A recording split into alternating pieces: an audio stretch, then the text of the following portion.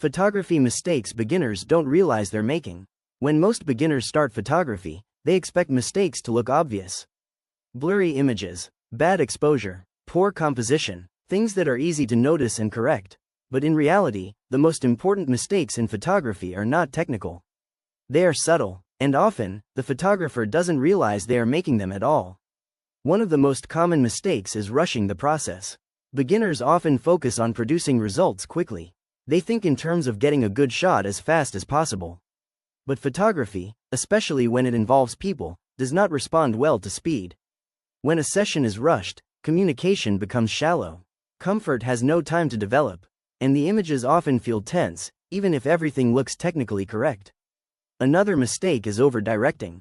It is natural for beginners to want control, to guide every pose, to correct every detail, to constantly adjust and improve what they see.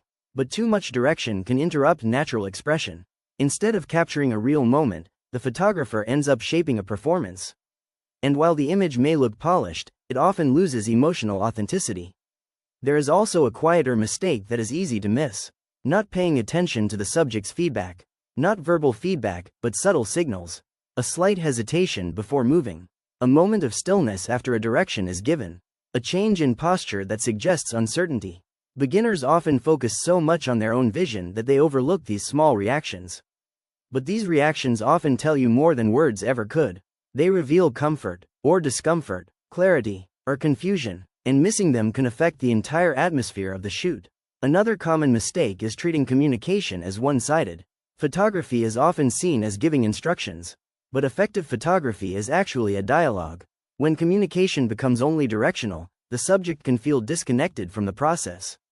They may follow instructions, but without emotional engagement. And that lack of engagement shows up in the final image. There is also a mistake related to expectations. Beginners sometimes assume that good photographs should happen immediately, that every pose should work quickly, that every setup should produce strong results without adjustment. But photography rarely works this way. Even experienced photographers take time to build momentum in a shoot. Good images are often the result of gradual refinement, not instant success. Another overlooked mistake is ignoring the environment. Lighting, space, background, and atmosphere all influence how a subject feels.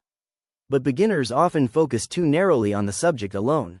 When the environment is not considered, the subject carries unnecessary visual or emotional tension. And that tension becomes part of the photograph. Perhaps the most important mistake, however, is misunderstanding what makes an image successful.